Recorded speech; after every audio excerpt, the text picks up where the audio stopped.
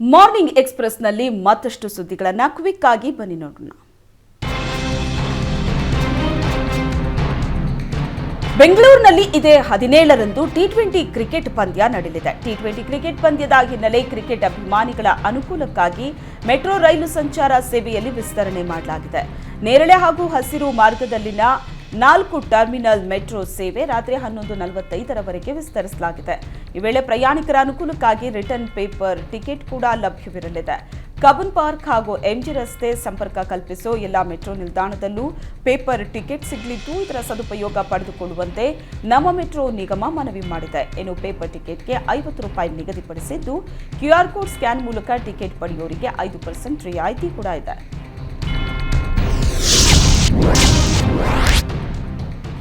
ಅಯೋಧ್ಯೆಯಲ್ಲಿ ರಾಮಮಂದಿರ ಉದ್ಘಾಟನೆಗೆ ದಿನಗಣನೆ ಶುರುವಾಗಿದೆ. ಈ ನಡುವೆ ವಿಜಯಪುರ ಜಿಲ್ಲೆಯಲ್ಲಿ ರಾಮಮಂದಿರದ ಮಂತ್ರಾಕ್ಷತೆ ಮನೆ ಮನೆ ತಲುಪ್ತಾ ಇದೆ.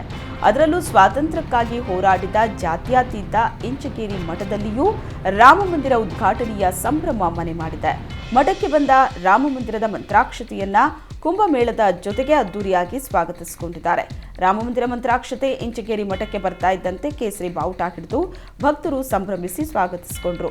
ಇನ್ನು ಶ್ರೀಮಠದಲ್ಲೇ 200ಕ್ಕೂ ಅಧಿಕ ಕುಟುಂಬಗಳ ಮನೆಗಳಿಗೆ ಮಂತ್ರಾಕ್ಷತೆ ವಿತರಿಸಲಾಯಿತು. ಮಠದಲ್ಲಿರೋ 11 ಮಹಾರಾಜರ ಗದ್ದುಗೆಗಳಿಗೆ ಮಂತ್ರಾಕ್ಷತೆ ತಲುಪಿಸಿದ್ದು ವಿಶೇಷವಾಗಿತ್ತು. ಮಂತ್ರಾಕ್ಷತೆ ವಿತರಣೆ ಬಳಿಕ ಶ್ರೀರಾಮದೇವರ ಬೃಹತ್ ಭಾವಚಿತ್ರವನ್ನ ಗ್ರಾಮದಲ್ಲಿ ಮೆರವಣಿಗೆ ಮಾಡಲಾಯಿತು. ಯಾದಗಿರಿಯಲ್ಲಿ ಸಂಕ್ರಾಂತಿ ನಿಮಿತ್ತ ಸುಕ್ಷೇತ್ರ ಅಬ್ಬೆ ತುಮಕೂರಿನ ಭೀಮಾ ನದಿಯ ದಡದಲ್ಲಿ ಜಾತ್ರೆ ನಡೆಯಿತು. ಪ್ರತಿ ವರ್ಷ ಸಂಕ್ರಾಂತಿಯ ದಿನದಂದು ಭೀಮಾ ನದಿ ದಡದಲ್ಲಿ ಹೊಳೆ ಜಾತ್ರೆ ನಡೆಯುತ್ತೆ. ಅದರಂತೆ ಈ ಬಾರಿಯೂ ಅತ್ಯಂತ ವಿಜೃಂಭಣೆ ಸಂಭ್ರಮದಿಂದ ಜಾತ್ರೆ ನಡೆಯಿತು. ಅಬ್ಬೆ ತುಮಕೂರಿನ ಶ್ರೀ ಡಾಕ್ಟರ್ ಗಂಗಾಧರ ಸ್ವಾಮೀಜಿ ಅವರ ಸಾನ್ನಿಧ್ಯದಲ್ಲಿ ಭಕ್ತರು ಭೀಮಾ ನದಿಯಲ್ಲಿ ಪುಣ್ಯ ಸ್ನಾನ ಮಾಡಿದ್ರು. ಆಂಧ್ರಪ್ರದೇಶ, ತೆಲಂಗಾಣ ಹಾಗೂ ಮಹಾರಾಷ್ಟ್ರದ ಸಾವಿರಾರು ಭಕ್ತರು ಸಹ ಆಗಮಿಸಿದ್ರು. ಗಂಗೆಯಲ್ಲಿ ಪುಣ್ಯ ಸ್ನಾನ ಮಾಡೋದ್ರಿಂದ ಜೀವನದಲ್ಲಿ ಒಳ್ಳೆ ಫಲ ಪ್ರಾಪ್ತಿಯಾಗತ್ತೆ ಅನ್ನೋ ನಂಬಿಕೆ ಇದೆ. ಯಾದಗಿರಿ ಜಿಲ್ಲೆಯಾದ್ಯಂತ ಸಂಕ್ರಾಂತಿ ಹಬ್ಬದ ಸಂಭ್ರಮ ಕಳೆಗಟ್ಟಿತ್ತು. ಯಾದಗಿರಿ ನಗರದ ಶಾಂತಿ ಸದನ ಶಾಲೆಗೆ ತಳಿರು ತೋರಣಗಳಿಂದ ಸಿಂಗರಿಸಿ ಸಂಕ್ರಾಂತಿಯನ್ನ ಆಚರಣೆ ಮಾಡಲಾಯಿತು. ಶಾಲೆಯ ಪುಟಾಣಿ ಮಕ್ಕಳು ಸಾಂಪ್ರದಾಯಿಕ ಉಡುಗೆ ತೊಟ್ಟು ಮಿಂಚಿದ್ರು. ಸಾಂಪ್ರದಾಯಿಕ ಉಡುಗೆ ತೊಟ್ಟು ಶಿಕ್ಷಕಿಯರು ಹಾಗೂ ವಿದ್ಯಾರ್ಥಿಗಳು ಪರಸ್ಪರ ಎಳ್ಳು ಬೆಲ್ಲ ಹಂಚಿ ಸಂಭ್ರಮಿಸಿದ್ರು. ಬಳಿಕ ವಿದ್ಯಾರ್ಥಿಗಳ ಜೊತೆ ಶಿಕ್ಷಕಿಯರು ಸಹ ನೃತ್ಯಕ್ಕೆ ಹೆಜ್ಜೆ ಹಾಕಿದ್ದು ಎಲ್ಲರ ಗಮನ ಸೆಳೆಯಿತು. ಈ ಬಗ್ಗೆ ಮಾತನಾಡಿದ ಶಾಲಾ ಆಡಳಿತ ಮಂಡಳಿ ಮುಖ್ಯಸ್ಥ ಬಸವಂತ ರೆಡ್ಡಿ, ಸಂಕ್ರಾಂತಿ ರಾಜ್ಯದ ಪ್ರತಿಷ್ಠಿತ ಹಬ್ಬ. ಹಿರಿಯರು ಸಂಕ್ರಾಂತಿ ದಿನ ಎಳ್ಳು ಬೆಲ್ಲ ಹಂಚಿ ಸಿಹಿಯಾಗಿ ಇರೋಣ ಅಂತ ಹೇಳಿದರು.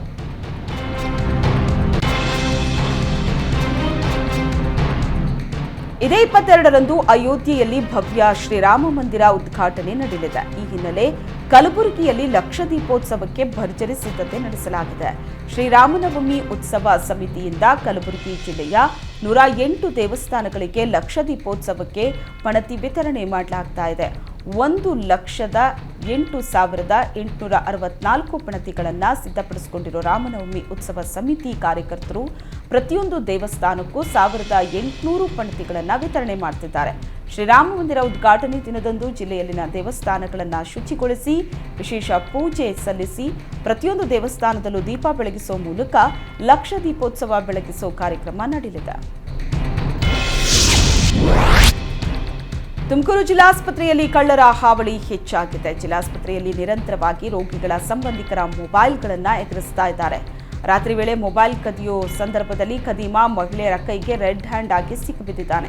ಜಿಲ್ಲಾಸ್ಪತ್ರೆಯ ಹೆರಿಗೆ ವಾರ್ಡ್ನಲ್ಲಿ ರೋಗಿಗಳ ಸಂಬಂಧಿಕರ ಮೊಬೈಲ್ ಎಗರಿಸುವಾಗ ಖದೀಮ ಸಿಕ್ಕಿಬಿದ್ದಿದ್ದಾನೆ. ಖದೀಮ ಮೊಬೈಲ್ ಕದಿಯೋದನ್ನು ಕಂಡು ವಾರ್ಡ್ನಲ್ಲಿದ್ದ ಮಹಿಳೆಯರು ಕಿರಿಚಿಕೊಂಡಿದ್ದಾರೆ. ಈ ವೇಳೆ ಅಕ್ಕಪಕ್ಕದಲ್ಲಿದ್ದ ಜನ ಕಳ್ಳನನ್ನ ಹಿಡಿದು ಪೊಲೀಸರಿಗೆ ಒಪ್ಪಿಸಿದ್ದಾರೆ.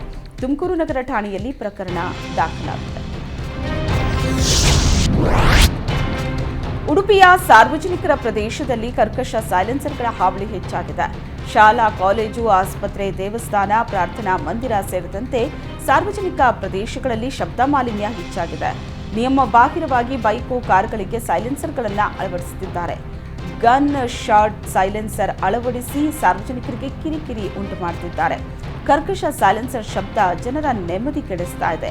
ಕರ್ಕಶ ಶಬ್ದ ಹೊರಸೂಸೋ ಸೈಲೆನ್ಸರ್ಗಳ ವಿಡಿಯೋ ಸೋಷಿಯಲ್ ಮೀಡಿಯಾದಲ್ಲಿ ಹರಿದಾಡ್ತಾ ಇದೆ.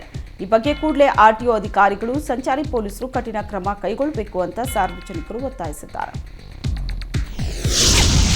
ನೀವು ಪೋಷಕರಾಗಲು ಕಾಯುತ್ತಿದ್ದೀರಾ? ಚಿಂತಿಸದಿರಿ. ಓಯಾಸಿಸ್ ಫರ್ಟಿಲಿಟಿ 90,000 ದಂಪತಿಗಳ ಜೀವನದಲ್ಲಿ ಸಂತೋಷವನ್ನು ತಂದಿದೆ. 7825893601ಗೆ ಕರೆ ಮಾಡಿ. ಅತ್ಯದ್ಭುತ ರಿಯಾಯಿತಿ ಪಡೆಯಿರಿ ಹಾಗೂ ಎಲ್ಲರಿಗೂ ಗುಡ್ ನ್ಯೂಸ್ ಕೊಡಿ. ಇಲ್ಲೊಬ್ಬ ಯುವಕ ತಲ್ವಾರ್ನಿಂದ ಕೇಕ್ ಕತ್ತರಿಸಿ ಬರ್ಡೇ ಆಚರಿಸಿಕೊಂಡಿದ್ದಾನೆ. ವಿಜಯಪುರ ನಗರದ ಪೇಟಿ ಬಾವಡಿಯಲ್ಲಿ ಘಟನೆ ನಡೆದಿದೆ. ಅಮನ್ ಲೋಣಿ ತಲ್ವಾರ್ನಿಂದ ಕೇಕ್ ಕತ್ತರಿಸಿದ ಯುವಕ. ಅಮನ್ ಲೋಣಿಗೆ ರೌಡಿ ಶೀಟರ್ ಮೊಹಮ್ಮದ್ ಸಾಜಿದ್ ಇನಾಮ್ದಾರ್ ಸಾಥ್ ನೀಡಿದ್ದಾನೆ ಎನ್ನಲಾಗುತ್ತಿದೆ. ತಲ್ವಾರ್ನಿಂದ ಕೇಕ್ ಕತ್ತರಿಸಿದ್ದು ಚರ್ಚೆಗೆ ಗ್ರಾಸವಾಗಿದ್ದು, ಅಮನ್ ಲೋಣಿ ಹಾಗೂ ರೌಡಿ ಶೀಟರ್ನನ್ನ ಪೊಲೀಸರು ಠಾಣೆಗೆ ಕರೆಸಿ ವಿಚಾರಣೆ ಮಾಡಿದ್ದಾರೆ. ಅಮನ್ ಲೋಣಿ ಹಾಗೂ ರೌಡಿ ಶೀಟರ್ ಬಳಿ ಮುಚ್ಚಳಿಕೆ ಪತ್ರವನ್ನ ಬರೆಸಿಕೊಂಡು ಕಳಿಸಲಾಗಿದೆ. ಗೋಲಗುಂಬಜ್ ಪೊಲೀಸ್ ಠಾಣಾ ವ್ಯಾಪ್ತಿಯಲ್ಲಿ ಘಟನೆ ನಡೆದಿದೆ. ಬಿಜೆಪಿ ರಾಜ್ಯ ಉಪಾಧ್ಯಕ್ಷ ಮಾಜಿ ಸಚಿವ ಮುರುಗೇಶ್ ನಿರಾಣಿ ಅವರ ತಾಯಿ ಸುಶೀಲಾಬಾಯಿ ವಿಧಿವಶರಾಗಿದ್ದಾರೆ. 78 ವರ್ಷದ ಸುಶೀಲಾಬಾಯಿ ಅವರು ವಯೋಸಹಜ ಕಾಯಿಲೆಯಿಂದ ಚಿಕಿತ್ಸೆ ಪಡೆಯುತ್ತಾ ಇದ್ರು. ಬೆಂಗಳೂರಿನ ಖಾಸಗಿ ಆಸ್ಪತ್ರೆಯಲ್ಲಿ ಚಿಕಿತ್ಸೆ ಫಲಿಸದೆ ವಿಧಿವಶರಾಗಿದ್ದಾರೆ. ಬಾಗಲಕೋಟೆ ಜಿಲ್ಲೆ ಬಿಳಕಿ ತಾಲೂಕಿನ ಬಸವನಹಂಚಿಹಾಳ್ ಗ್ರಾಮದಲ್ಲಿ ವಾಸವಾಗಿದ್ದರು. ಮಧ್ಯಾಹ್ನ 1 ಗಂಟೆಗೆ ಸ್ವಗ್ರಾಮ ಬಸವಹಂಚಿನಾಳದಲ್ಲಿ ಅಂತ್ಯ ಸಂಸ್ಕಾರ ನೆರವೇರಲಿದೆ.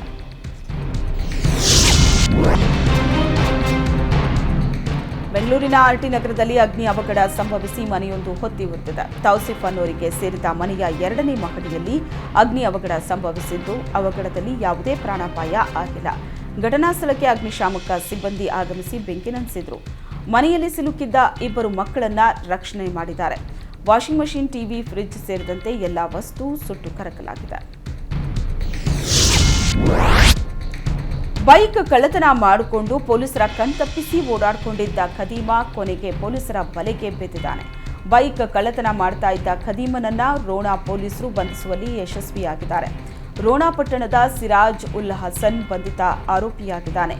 ಇನ್ನು ಆರೋಪಿಯಿಂದ 3,45,000 ರೂಪಾಯಿ ಮೌಲ್ಯದ 10 ಬೈಕ್ಗಳನ್ನು ವಶಕ್ಕೆ ಪಡೆಯಲಾಗಿದೆ.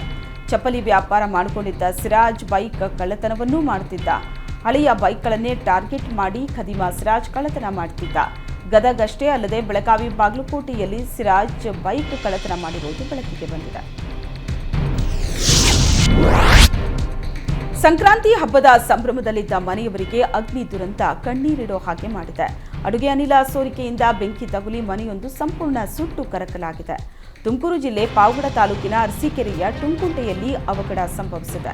ಗ್ರಾಮದ ಶಿವಲಿಂಗ ಎಂಬುವರ ಮನೆ ಬೆಂಕಿಯ ಕೆನ್ನಾಲಿಕೆಗೆ ಸಂಪೂರ್ಣವಾಗಿ ಸುಟ್ಟು ಕರಕಲಾಗಿದೆ. ಮನೆಯಲ್ಲಿದ್ದ ವಸ್ತುಗಳು ಸಂಪೂರ್ಣ ಭಸ್ಮ ಆಗಿದೆ. 2 ಲಕ್ಷ ರೂಪಾಯಿಗೂ ಅಧಿಕ ಹಣ ನಷ್ಟ ಆಗಿದೆ. ಅದೃಷ್ಟವಶಾತ್ ಮನೆಯಲ್ಲಿ ಯಾರೂ ಇಲ್ಲದ ವೇಳೆ ಬೆಂಕಿ ಅವಘಡ ಸಂಭವಿಸಿದೆ. ಇದರಿಂದ ಯಾವುದೇ ಪ್ರಾಣಾಪಾಯ ಆಗಿಲ್ಲ. ಮನೆಗೆ ಹೊತ್ಕೊಂಡಂತಹ ಬೆಂಕಿ ನಂದಿಸೋದಕ್ಕೆ ಸ್ಥಳೀಯರು ಹರಸಾಹಸವನ್ನ ಪಟ್ಟರು.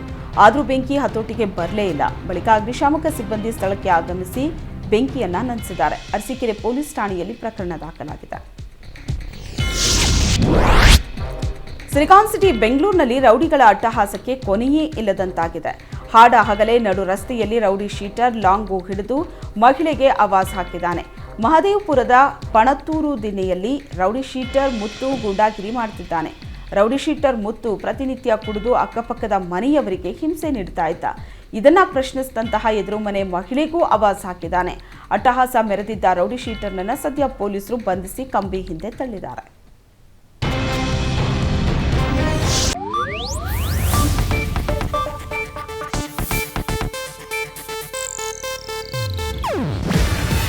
ಇದು ಏಷ್ಯಾನೆಟ್ ನ್ಯೂಸ್ ನೆಟ್ವರ್ಕ್ ಪ್ರಸ್ತುತಿ. ನೀವು ನೋಡ್ತಿದ್ದೀರಾ ಏಷ್ಯಾನೆಟ್ ಸುವರ್ಣ ನ್ಯೂಸ್.